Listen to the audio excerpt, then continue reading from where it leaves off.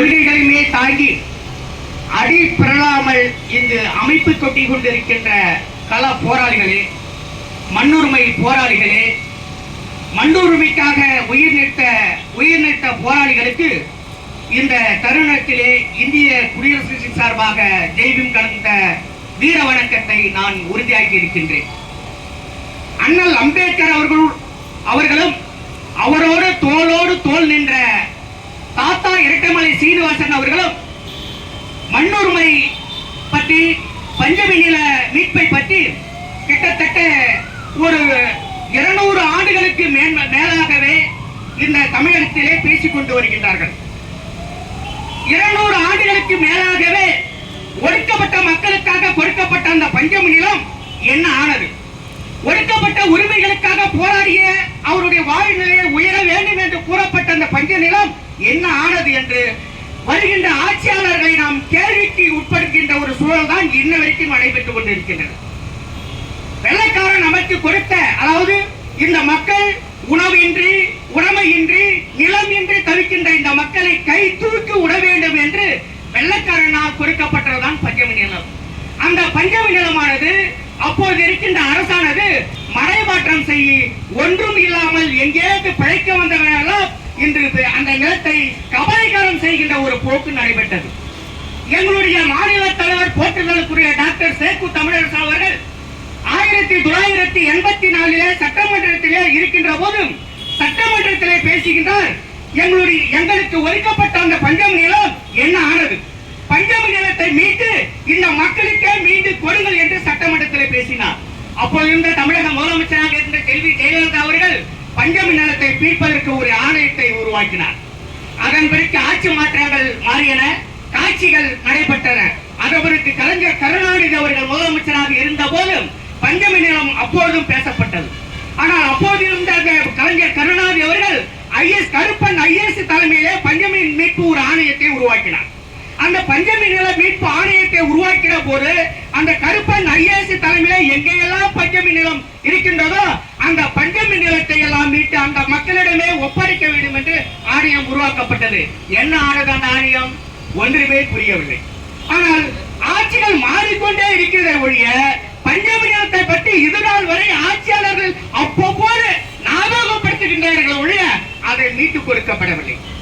ஒரு முறை இந்த சமூகத்தில் இந்து தர்மமானது ஒடுக்கப்பட்ட மக்களுக்கு எதிராக இருக்கின்றது என்று, ஒடுக்கப்பட்ட மக்களை கிள்ளிக்கிளியாக நினைக்கின்றது என்று, ஒடுக்கப்பட்ட மக்களை ஏளனமாக செய்கின்றது என்று நாம் அந்த இந்து மதத்தின் மீது அபேத நம்பிக்கை இல்லாமல் அவர்களை எதிர்த்து களவாடுகின்ற போது முஸ்லிம்களுக்கு நாம் வக்காலத்து வாங்குகின்றோம், முஸ்லிம் முகமதியர்களுக்கு நாம் வக்காலத்து வாங்குகின்றோம், முகமதியர்களுடைய பிரச்சனைகள் எல்லாம் நாம் தீர்த்து வைக்கின்றோம்.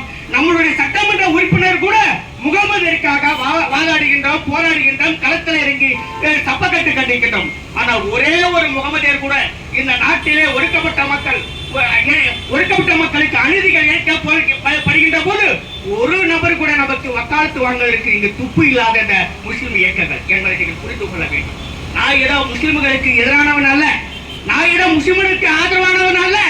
ஆனால் எங்களுடைய மக்கள் பாதிக்கப்படுகின்ற போது, எங்களுடைய இன மக்கள் பாதிக்கப்படுகின்ற போது ஒரே ஒரு முஸ்லிம் கூட எங்களுக்கு குரல் கொடுக்கப்படவில்லை. இன்று வக்ஃப் வாரிய திட்டம், வக்ஃப் வாரியத்திலே நாங்கள் ஆதரிக்கின்றோம்.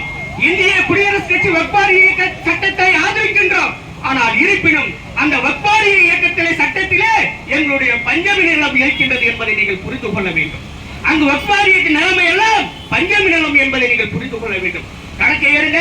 இந்த தமிழகத்திலே ஆட்சி பீடத்தில் இருக்கின்ற கலைஞர் அவருடைய வாரிசாக இருக்கின்ற மன்னராட்சி நடைபெற்றுக் கொண்டிருந்த அந்த கலைஞர் ஸ்டாலின் அவர்கள் அது எங்கெங்கெல்லாம் பஞ்சமி நிலம் இருக்கின்றது என்பதை கணக்கு எடுங்கள், கணக்கை தூசு தட்டுங்கள். கணக்கை எடுத்து ஒன்று கலந்து நாங்களே கொடுத்தோம் என்ற ஒரு குற்றவாளியாக தீர்மானிக்கப்படுகின்ற இந்த ஆட்சி இது எப்படி இந்த மக்களுக்கு உடந்தையாக இருக்கும்?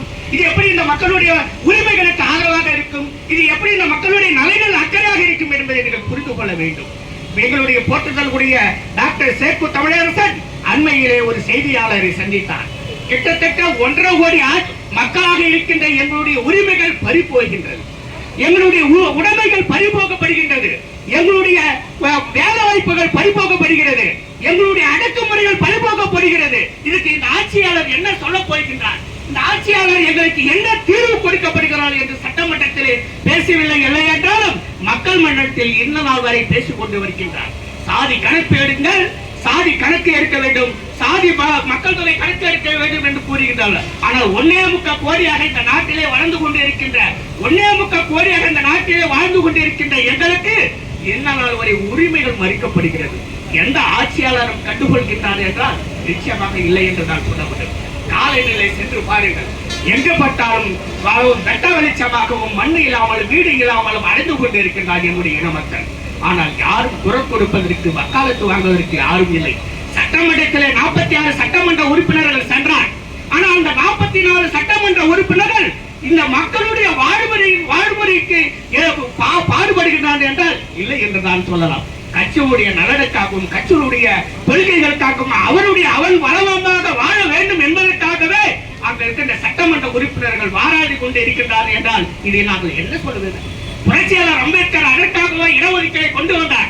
புரட்சியாளர் அண்ணல் அம்பேத்கர் அதற்காகவே சட்டமன்றத்திலே இடஒதுக்கீடு, நாடாளுமன்றத்திலே இடஒதுக்கீடை கொண்டு வந்தார். அப்பாவிகளா என்ன செய்ய போகிறீர்கள்? எங்களுடைய உரிமைகள் பறிபோகின்றது. இன்று 3% பட்டியலின மக்களுக்கு ஒதுக்கப்பட்ட 18% 3% பறிபோய்விட்டது. அந்த 3% முன்னுரிமை என்ற அடிப்படையிலே அந்த மக்கள் எல்லாம் முன்னுக்கு செல்கின்ற ஒரு சூழல் இருக்கின்றது. பட்டியலின மக்கள், தேவேந்திர மக்கள் எல்லாம் பின்னுக்கு செல்கின்ற மீண்டும் ஒரு போர்க்களத்தை எடுக்கின்ற மிகவும் வேலை வாய்ப்பு இல்லாமல் அலைவருகின்ற ஒரு சூழல் இங்கு நடைபெற இருக்கின்றது. காவலர்கள் நன்கு புரிந்து கொள்ள வேண்டும்.